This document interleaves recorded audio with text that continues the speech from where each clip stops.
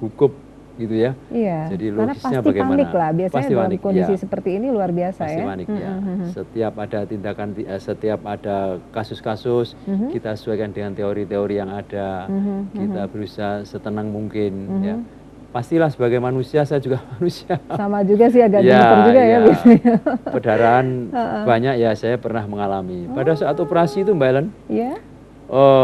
perdarahan tidak berhenti-berhenti. Kemudian dokter anestesi, dok, HP-nya, tensinya tinggal 80. Orangnya sudah pucat ya, sini sambil deg-degan tapi sambil bekerja. Berikhtiar gitu Ya, ya. berikhtiar ya. Sehingga Harus tenang semuanya ya, dokter, itu ya insya Allah mudah-mudahan tidak belum lagi mengalami. biasanya dari faktor keluarga yang mendampingi ini juga nggak kalah paniknya biasanya, dokter ya. Ya, ya. Iya, Sehingga iya. saya operasi anak saya sendiri juga tidak berani. Loh, gitu Saya ya. titipkan teman ya. Kelihatan, Karena iya, iya, saya iya. khawatir kalau sebagai manusia juga khawatir kalau gugup juga. Begitu. Iya, tidak logis lagi mikirnya Mbak Ellen. Begitu ya. Kalau Iya. menangani keluarga sendiri. Keluarga sendiri Iya, begitu. tidak Iya, bisa iya. tenang. Tapi ya tentu saja dengan tim ya, kan dokter tidak sendiri di Ya. dalam ruangan, biasanya ada yang membantu ya, dokter ya, Memang sehingga pastilah, kondisi-kondisi khusus ya. itu bisa diselesaikan Ya. bersama-sama. Baik, jadi untuk Anda yang tadi memang mengalami beberapa masalah, jika Anda memang melakukan konsultasi lebih awal dengan dokter dan melakukan komunikasi yang baik ya, Ya. insya Allah permasalahan Anda tentang perdarahan itu bisa diselesaikan atau bisa tertangani dengan baik. Kita melangkah ke perdarahan yang berikutnya. Kalau tadi kita banyak bicara tentang pasca persalinan ya. Sekarang pada saat ini saat persalinan dan setelahnya ya, dokter ya? Ya, bagaimana? persalinan dan setelahnya. Ya, dan setelahnya. Ini gimana, dokter? Jadi kan biasanya nifas ya kalau setelah melahirkan Ya. itu Jadi, ada yang berbahaya nggak sebenarnya? Ya. Jadi perdarahan pasca persalinan itu kita juga harus perhatikan juga Mbak Ellen. Tidak hanya sebelum persalinan, kita juga memperhatikan saat persalinan dan pasca persalinan. Nah, perdarahan pasca persalinan kita bagi menjadi early, artinya 24 jam pertama dan setelah 24 jam. Pada ibu-ibu yang hamilnya kembar misalnya ya. Kemudian ibu-ibu yang hidramnion, pernah dengar ya hidramnion yang cairan ketubannya banyak. Sehingga rahim itu over distended, jadi kecapean rahim itu Mbak Ellen. Jadi dia teregang begitu. Misalnya hamil kembar 3 ya, kembar 2 ya. Sehingga begitu lahirnya bayi, kemudian rahim itu kecapean. Setelah hari-hari lepas atau plasenta lepas, maka pembuluh darah itu tidak segera terjepit. Karena tidak segera terjepit, dia akan menganga terus dan keluar perdarahan terus. Lagi capek soalnya. Capek. Jadi ibarat mulut kita itu kalau menahan lama terus. begitu 9 bulan, lama-lama capek juga. Tidak bisa kontraksi ya? dengan baik. Nah, itu oleh karena itu kalau ada kondisi-kondisi seperti itu ya, dokter? Ya, oleh karena itu kalau antenatal care-nya, artinya itu pada periksaan kehamilan, kalau hamil kembar, kemudian ada cairan amnion banyak, adanya tumor-tumor rahim, itu kita pesan bersalinnya harus di rumah sakit yang ada fasilitas untuk operasinya, ada fasilitas untuk tindakannya. Jadi sewaktu-waktu ada perdarahan pasca persalinan, kita bisa bertindak cepat. Yang dikatakan perdarahan setelah persalinan berapa jam tadi, dokter, untuk kondisinya? Ya, ada yang cepat, ada yang lambat. Yang cepat itu biasanya dalam 24 jam setelah persalinan, cepat ya. Kemudian yang lambat setelah 24 jam. Ya, banyak penyebabnya Mbak Ellen. Misalnya hari-hari yang tidak lepas. Misalnya melahirkan di dukun di desa. Kemudian hari-harinya belum lepas, ditarik tali pusarnya kemudian putus di dalam. Aduh. Nah, ini akan berdarah terus mengucur. Ya. Nah, ini perdarahan yang early, artinya itu yang 24 jam pertama. Itu harus segera kita lakukan. Ya. Itu harus dioperasi begitu sebagaimana? Nah, kita lihat, kita USG, kita infus ya, perbaiki keadaan umumnya, kita lepas hari-harinya. Kadang-kadang hari-hari itu dia cari makannya itu tidak hanya nempel begitu aja, kadang-kadang dia akarnya itu sampai menembus di dinding rahim yang bagian luar. Nah, ini yang agak susah. Oleh karena itu agak dalam ya. Oleh karena itu tidak jarang juga kita lakukan operasi, kita ambil rahimnya. untuk supaya kondisi-kondisi perdarahannya seperti tidak itu. berlanjut. Ya, namanya plasenta akreta ya. Jadi dia akarnya itu mencari makanan terlalu semangat ini ya.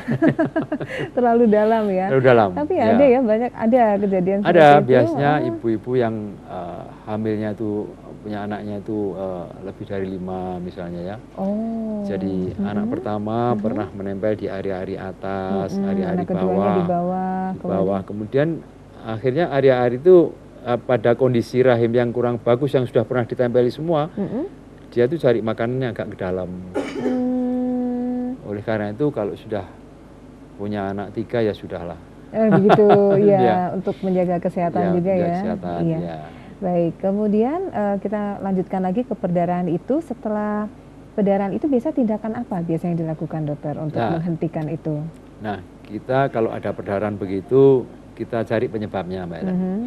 Jadi kalau penyebabnya itu karena jadi bayi itu kalau sudah lahir mestinya area itu harus rahim itu mestinya harus mengkeret begitu. Mengkeret, iya. Kita lihat permukaan rahimnya, harusnya 1 jari di bawah pusar harusnya. Oh. Ujungnya rahim tuh ya, iya, harus. Kalau dia gitu masih ya, besar, berarti ada sesuatu, mungkin kontraksinya kurang bagus, mungkin ari-ari yang tinggal di dalam belum keluar, mungkin adanya tumor-tumor jalan lahir. Ya, kita lihat. Kalau misalnya dia kontraksinya kurang bagus, ya kita kasih obat-obatan supaya kontraksi dengan bagus. Kita usahakan untuk dirangsang supaya kontraksi dengan bagus, sehingga pembuluh darahnya supaya kejepit. Kalau tidak terjepit nanti dia akan ngocor terus seperti saya bilang tadi. Kita usahakan begitu. Jadi kalau yang begitu tidak bisa dihentikan dengan obat ya mungkin ya? Kita usahakan dengan obat dulu supaya kontraksi. Dengan obat tidak kontraksi, dengan masase tidak kontraksi, kita kita usahakan untuk bimanual kompresi itu, jadi tangannya masuk kemudian di rahim itu seperti ditekuk gitu, dilipat, ditekan begini. Kita untuk menghentikan perdarahannya. Jadi banyak cara ya untuk kondisi yang seperti tapi itu. Mbak Ellen, kita lihat dulu penyebabnya. Kenapa? Kalau misalnya kontraksi uterusnya sudah bagus, kemudian rahimnya sudah bagus, mengkeretnya sudah bagus, kemudian masih tetap perdarahan, kita lihat penyebabnya. Kita colok vagina, kita lihat darahnya dari mana. Kadang-kadang darah itu bisa dari mulut rahimnya. Kalau dari perdarahannya dari robekan mulut rahim, ya kita jahit. Kalau perdarahan dari vagina misalnya varises yang pecah, ya kita jahit. Kita cari penyebabnya. Kalau misalnya perdarahan dari vaginanya bagus, kemudian dari mulut rahimnya juga tidak apa-apa. Namun dari lubangnya osteum uteri, jadi lubangnya dari rahimnya masih berdarah terus, lah mungkin bisa jadi robekan di rahimnya, atau mungkin kontraksi rahimnya kurang bagus. Oleh karena itu kita harus tenang sebagai dokter ya, sambil kita cari penyebabnya, kemudian kita pengobatan dengan pas. Ya. Ada sih cerita bahwa sudah selesai dijahit, kemudian kok diulang lagi jahit. Saya pernah ada cerita seperti itu, berarti masih ada sesuatu yang belum ketemu ya gitu ya, mungkin pendarahannya ya. Maksudnya pasien yang lahir biasa. Habis melahirkan, iya hari normal. Ya, jadi kita sumber perdarahan itu kadang-kadang itu susah dicari memang. Ya. Dokter yang menyampaikan ya, kalau kami awal soal itu. Jadi perdarahan itu kadang-kadang banyak sekali, sehingga kita cari sumbernya itu tidak bisa, karena begitu kita lepaskan jendalan darahnya berdarah lagi. Berdarah lagi. Ada begitu juga. Ya, itu biasanya kita ada teknik tertentu sehingga kita hentikan perdarahannya. Dari mana asal sumbernya, dari mana itu mesti. Iya, harus kita cari. Kalau tidak ketemu, harus ketemu itu. Harus ketemu ya. Kalau tidak ketemu ya meninggal. Kasihan ibunya. Iya. Oleh karena itu demikian bahayanya perdarahan pasca persalinan yang menitan, Mbak Ellen. Kalau tidak kita tolong pasca persalinan itu. Nah, saya bayangkan kalau persalinannya itu secara tradisional yang dia itu ya, mungkin dokter ya, kan agak mengkhawatirkan juga ya, kondisi-kondisi seperti itu bisa terjadi ya. Bisa terjadi.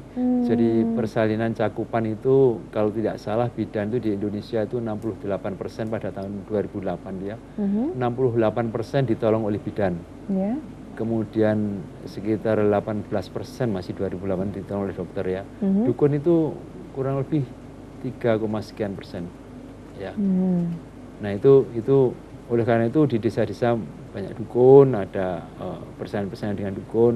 Oleh karena itu dukun-dukun ya kita kursus bagaimana cara. Soalnya di desa itu kadang-kadang saya pernah di desa juga. Kalau enggak dengan dukun A enggak mau. Karena Bidan sudah pun saking enggak mau. terkenalnya di sana gitu. Iya. Oleh karena itu pada waktu saya di Puskesmas dulu ya kita tatar dukunnya. Bagaimana persalinan yang kondisi yang istimewa begitu ya, memenuhi kesehatan. Iya. Jadi mungkin dengan bantuan-bantuan dokter-dokter yang ikut memberikan pengarahan, jadi mereka jauh lebih baik begitu ya? Mereka sekarang sudah mulai begitu sadar ya, sudah mulai dan dukun sudah mulai agak jarang ya. Saya tidak tahu persis sekarang. Baik, kalau misalnya gini, apakah ada faktor-faktor yang begitu, itu tadi kan kondisi memang fisik seorang ibu ya tentang rahimnya atau apa, ada faktor-faktor yang menyebabkan perdarahan nggak dokter? Misalnya dari makanan barangkali atau minum obat tertentu barangkali menyebabkan perdarahan, ada nggak dokter? Ya, memang perdarahan pasca persalinan itu kita awali dari kehamilan lagi Mbak Ellen. Kalau pada saat kehamilan ibunya sudah anemi, kekurangan darah, ya itu biasanya pasca persalinan kontraksinya rahim juga kurang bagus. Dia jadi ketahui dari awalnya anemi, itu berarti sampai belakangnya juga akan diprediksi seperti itu ya? Ya, pada saat kehamilan kita berikan tablet besi ya, supaya HB-nya itu memenuhi. Kalau WHO dikatakan harus 11 atau ke atas, 11 ke atas ya. Tapi itu harus stabil selama kehamilan minimal 11 begitu ya dokter? Ya, soalnya orang hamil itu kan mesti bengkak Mbak Ellen, karena hormonal ya. Karena bengkak, pembuluh darahnya terisi cairan banyak, sehingga HB-nya mesti cencer dia, turun pasti. Turun, jadi secara memang normalnya memang begitu. Jadi perlu ditambah dengan tambah darah ya. Tambah darah itu. Kalau menurut pengamatan saya banyak yang 10 ya, kurang dari 11 10 sekian ya. Jadi kalau syaratnya WHO itu sampai 11. Jadi mesti dibantu begitu ya. Kita mesti tambah tablet tambah darah apa itu, sehingga pada waktu saat pasca persalinan aneminya sudah diharapkan sudah hilang, sehingga rahimnya itu kontraksi dengan baik. Ini kalau anemi rahim itu juga malas kontraksi ini. Ada dampak. Ya, ada dampak. Iya. Karena itu sangat penting untuk pemeriksaan antenatal care-nya. Nah, kalau sebaliknya tidak anemi, malah darah tinggi bagaimana dokter? Darah tinggi itu lain dengan tidak anemi. Bukan lawannya ya berarti ya? Bukan, jadi ya. gimana? Kalau darah tinggi itu karena tekanan dari jantung ya. Nah, itu bagaimana? Apakah itu berpengaruh juga terhadap perdarahan itu? Pada perdarahan. Ya, karena tekanan darah tinggi otomatis ya perdarahannya agak susah diberhentikan ya. Oleh karena itu kita kontrol saat antenatalnya kita kembali lagi pada saat kehamilannya. Oleh karena itu saya pesankan kepada ibu-ibu semua pada saat kehamilan jangan diremehkan untuk memeriksa antenatal. Wah, saya enggak apa-apa kok, enggak usah kontrol, enggak apa-apa. Gitu ya. Baik-baik saja. Ternyata akhir-akhirnya begitu persalinan, waduh ada perdarahan, kemudian berat bayi yang kurang. Ya, kemudian persalinan cepat pun juga bahaya loh Mbak El. Persalinan itu mestinya antara 12-14 jam begitu. Kadang-kadang ibu-ibu itu pengen cepat bersalin, pengen cepat selesai. Itu hati-hati, karena persalinan yang kurang dari 7 jam terlalu cepat itu juga menyebabkan mulut rahim itu juga robek. Seret itu robek. Dengan robeknya mulut rahim begitu perdarahannya juga banyak. Ya, oleh karena itu ini ya dokter ya, banyak sekali hal yang perlu diwaspadai ya dokter untuk persalinan ini. Terus ini dokter, untuk kasus-kasus tertentu saya agak mengkhawatirkan juga kalau ada yang punya riwayat diabetes misalnya, bagaimana? Katanya kan kalau diabetes agak susah penyembuhannya atau apa. Biasanya kalau riwayat diabetes biasanya bayinya yang nggak besar. Jadi bayinya besar, kemudian persalinan biasa susah kadang-kadang dilahirkan per vaginam. 4 kilo ke atas sampai itu, kalau misalnya panggulnya ngepres ya kita operasi. Ya, oleh karena itu umumnya memang bayinya besar ya dokter? Besar kalau iya. Sudah ketahuan begitu ya? Baik. Oleh karena itu pada kehamilan apalagi yang 30 minggu ke atas sampai itu, mestinya bagian kepala atau bagian bayi kan begini Mbak Ellen. Bayi itu kan kepala bayi itu merupakan yang paling bagian yang berat. Jadi gravitasinya paling tinggi. Mestinya dia sudah 30 minggu ke atas mestinya sudah mulai masuk. 36 minggu sudah mulai dicekam oleh mulut rahim begitu. Kadang-kadang bagian kepala bayi itu begitu mau masuk karena ada plasenta previa enggak jadi sungsang lagi. Nggak jadi masuk, jadi Ketolak melintang. lagi ke atas lagi. Tolak gitu. ke atas lagi. Oh, Udah itu kalau ada sesuatu misalnya bayi sungsang atau bayi lintang kita curiga sesuatu. Mungkin panggulnya sempit, mungkin ada tumor-tumor jalan lahir, mungkin ada suatu plasenta previa tadi. Sehingga kita harus hati-hati sekali lagi pada pemeriksaan kehamilan amatlah penting. Iya, iya. Gitu. USG-nya berapa dimensi yang apakah harus yang 4 dimensi atau cukup? Enggak, cukup 2 dimensi cukup Dua, untuk melihat bisa. plasenta cukup, cukup untuk mendeteksi. Jadi kita 4 kali di USG, jadi begitu datang kita USG nanti hamil-hamil terakhir nanti kita ulang. Kalau ada perdarahan yang kita curigai ya kita USG ulang pada kehamilan di atas 28 minggu. Iya, kalau kabarnya kalau perdarahan yang dikhawatirkan itu yang CC-nya sampai berapa ya dokter ya? Maksudnya kan ada yang wajar ya, mungkin selesai persalinan memang ibu-ibu kan mengeluarkan darah ya. Nah, itu jadi ada definisinya. Iya. Jadi seorang ibu melahirkan, kemudian bayinya lahir, kemudian timbul perdarahan 500 cc atau lebih, ya itu sudah kita sebut perdarahan pasca persalinan. 500 cc atau lebih. Ya kadang-kadang kita memang susah mengukur Mbak Ellen. Darah itu lepas di spray kemudian nempel di spray ya. Seperti apa ya dokter, susah. Kita ukur kadang-kadang ada namanya bengkok itu namanya. Apa itu dokter? Tempat untuk menampung darah itu membersihkan darah ya. Oh ya. Yang besar itu isinya sekitar 300 cc. Jadi kalau itu penuh berarti ya. Ya kita ukur kurang lebih ya. Jadi kalau sudah 500 cc lebih itu kehilangan darahnya sudah lebih dari 20%. Biasanya kalau sudah kehilangan darah lebih dari 20%, tensinya sudah mulai turun. Kemudian nadinya sudah mulai naik. Ya, kalau masih 10% aja belum. Masih bertahan. Ya, lebih 20% ya. Dan itu harus segera transfusi begitu dokter? Ya kita lihat perdarahannya, kita cek HB-nya ya, berapa. Ya kalau misalnya masih di atas 8 ya kita anggap masih cukup ya kita berikan obat-obat tambah darah saja. Karena transfusi pun juga tidak selalu aman ya. Ada reaksi transfusi dan lain sebagainya. Iya. Jadi sebenarnya kalau yang perdarahan pasca persalinan ini apa bisa dicegah sebenarnya dokter? Atau ya bisa jadi dicegah. Ya. Misalnya pasca persalinan ibu ini seperti yang saya katakan tadi hamilnya kembar 2, kembar 3, terus kemudian ada tumor-tumor jalan lahirnya, tumor-tumor di dalam rahimnya, misalnya mioma uteri, dia bisa menghambat kontraksi uterus misalnya. Jadi itu kalau melahirkan normal pasti merangsang bukan pasti bisa terjadi perdarahan. Oh bisa terjadi. Ya, begitu. Itu ibu-ibu yang begini kalau di daerah ya kita rujuk ke rumah sakit yang ada fasilitas operasinya, ada fasilitas transfusi darahnya, ya sehingga kita cegah hal-hal yang kemungkinan ada perdarahan pasca persalinan. Ya. Kenapa yang kembar ya? Karena mungkin bebannya berat atau gimana dibandingkan dengan yang tidak kembar, dokter? Karena over distended ya biasanya. Jadi karena besar maka capek tadi, rahimnya capek tadi untuk kontraksi. Jadi kalau kehamilan tunggal mungkin tidak berisiko umumnya tidak ya. Umumnya memang tidak. Ya. Tunggal tapi tidak ada sesuatu. Tunggal tapi ada cairan amnion cairan ketuban yang banyak atau namanya hidramnion ya bisa juga besar. Ya, kan itu. Aduh banyak sekali istilah yang mesti kita pahami ya untuk kondisi kehamilan ya dokter. Jadi kita benar-benar awam untuk soal itu ya. Mungkin ibu-ibu di rumah juga belum terlalu mengerti soal ini. Ternyata kehamilan tidak sesederhana itu, bahwa mungkin dikira mungkin ibu-ibu, oh kehamilan normal, wajar, semua wanita dari nenek-nenek kita juga hamil baik-baik aja. Dulu anaknya 10, nggak apa-apa, sehat-sehat aja, gitu kan. Zaman dulu sepertinya begitu ya. Sekarang lucu ya kalau punya anak 10 ya. Tapi ya kok ya alhamdulillah ya, saya zaman-zaman dulu tuh putra-putrinya kan banyak ya, dan persalinan-persalinan normal itu juga terjadi begitu. Ya, itu pas yang baik Mbak Ellen. Mungkin tetangganya Mbak Ellen atau tetangga agak jauh mungkin meninggal. Oh iya betul. Itu pas dikaruniai kesehatan yang bagus mungkin orang tuanya. Baik. Nah untuk sekarang ini karena teknologi makin canggih dan juga mungkin semua sudah mengerti ya tentang kondisi kehamilan yang baik seperti apa, jadi mesti aware ya, maksudnya ketika terjadi kehamilan waspada, mesti mempelajari banyak hal dan konsultasi dengan dokter begitu.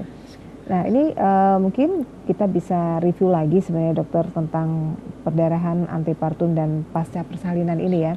Ini mungkin ada pemirsa yang baru saja menyaksikan acara kita di tengah-tengah ini ya.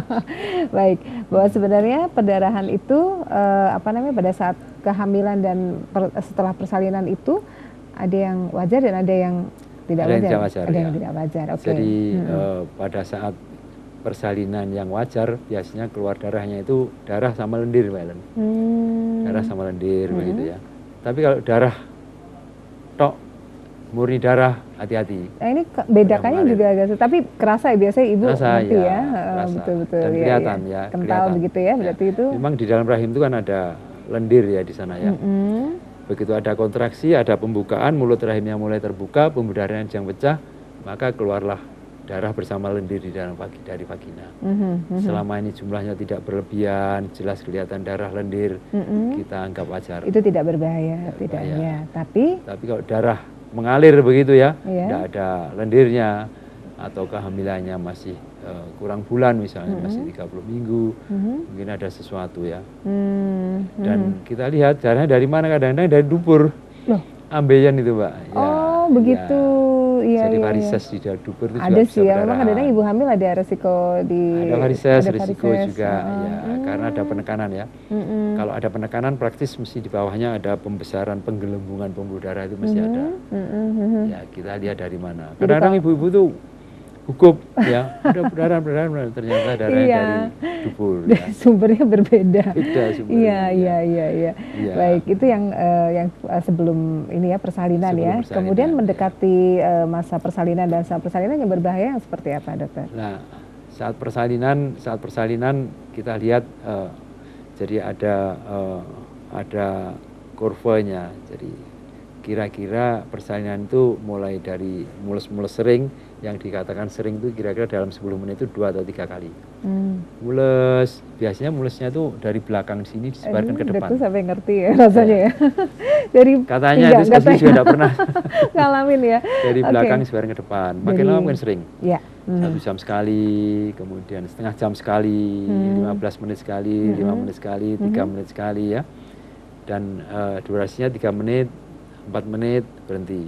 Kemudian nanti timbul lagi. Lamanya kira-kira antara 30 sampai 40 menit. 30 sampai 40 detik ya. Kita observasi.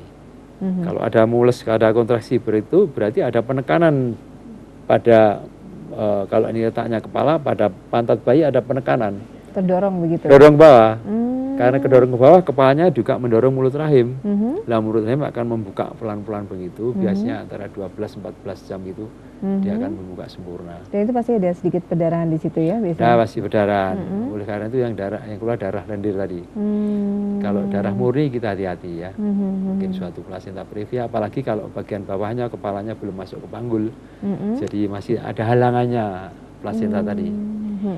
Ya. Biasanya kalau memang kehamilannya dikontrol dengan baik, di poli kehamilan ya. Kalau ada sesuatu biasanya dokternya akan bilang, oh Bu ini plasentanya di bawah, plasenta previa, sehingga persalinannya nanti harus operasi misalnya karena menutup total misalnya. Dengan USG akan kelihatan.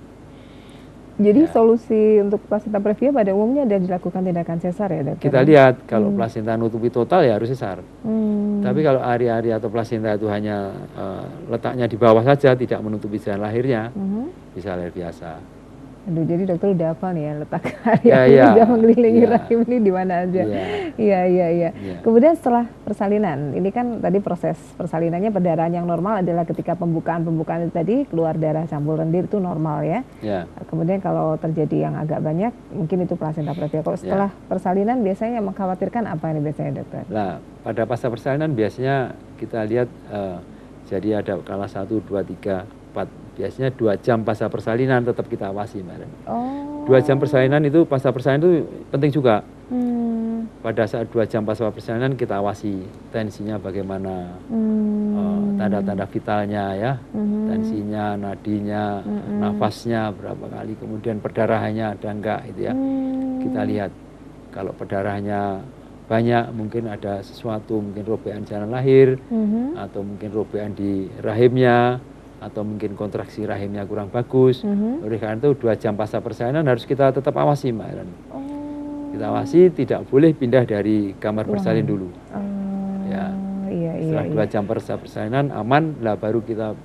Itu juga berlaku untuk persalinan operasi begitu dokter, atau hanya persalinan normal? Ada persalinan normal. Normal. Normal. Ya, persalinan normal. Kalau yang operasi tidak? Kalau yang operasi kita awasi di recovery room ya. Jadi pasca operasi diawasi di sana, adakah perdarahan, tetap kita awasi sama. Kemudian reaksi anestesinya bagaimana, tetap kita awasi. Aman, 6 jam kita pindah ke ruangan biasa. Yang tadi ada cerita yang agak sedikit mengkhawatirkan, kalau apa tadi ada yang tertinggal di dalam gitu hari-harinya. Iya. Ya. Itu ada seberapa sering ibu-ibu ada masalah seperti itu? Biasanya kan otomatis ikut keluar ya dokter ya. Memang hari-hari itu kadang-kadang ada yang tertinggal Mbak Ellen, namanya sisa plasenta. Kalau ada sisa plasenta begitu, kita lihat ada perdarahan enggak. Kalau enggak ada perdarahan, biasanya kita lakukan kuretase hari ketiga. Nanti kalau kita langsung lakukan kuretase, karena rahim itu kalau apalagi mulut rahim itu kalau dalam keadaan tidak hamil, konsistensinya seperti hidung Mbak Ellen, kenyal gitu. Kalau pada waktu hamil, mulut rahim itu kayak lunak, kayak apa ya, adonan kue itu loh. Terigu kayak kalau mentega diuplek itu ya.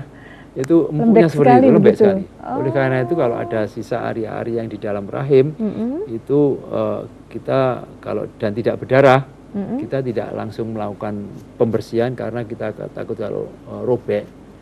Ya, oleh karena itu kita biarkan biar hari ketiga, biar dia kontraksi dulu, ya membaik dulu, jadi tebal dulu, baru nanti hari ketiga kita lakukan pembersihan kuretase. Itu memang ya pelajarannya sulit sekali untuk bisa memahami itu kalau kami alami ya. Jadi barangkali memang kalau umumnya kan kami menganggap kalau habis persalinan bisa keluar semua begitu, ternyata ada juga kasus-kasus yang tertinggal di dalam begitu. Itu biasanya tandanya perdarahan. Begitu hari-hari keluar atau plasenta keluar, kita cek apakah hari-hari itu lengkap atau tidak. Nanti kelihatan. Oh ini ada yang cuil. Jadi cuilannya di dalam ini. Cuilannya di dalam. Gitu. Karena nempel atau gimana biasanya di dalam? Nempel ya, nempel. Begitu. Ya, kadang-kadang dia nempelnya cari makanan yang agak di dalam bagian yang kecil itu ya. Sehingga dia lepas di dalam sana. Proses pembersihannya kira-kira maksud saya menyakitkan atau gimana ya untuk membersihkan? Udah ya. Jadi gimana? Hari ketiga saya nggak kebayang ya. Kita berikan antibiotik, kemudian kita bius. Begitu, jadi dalam kondisi bius. Kita elektifkan, artinya kita rencanakan bius hari ketiga. Kemudian kita lakukan pembersihan. Baik. Nah ini karena mungkin di sesi yang terakhir, dokter kita bisa ingatkan untuk ayah bunda dan keluarga tercinta, untuk menjaga kehamilan dari awal sampai akhir ini tadi apa sebenarnya kesimpulan dari pembicaraan kita supaya ayah bunda bisa melakukan persiapan dan juga bisa memberikan informasi ke orang-orang sekitar untuk lebih baik lagi. Jadi pesan saya kepada ibu-ibu semua yang hamil itu jangan dirasakan takut. Hamil itu adalah dinikmati, rasa bahagia.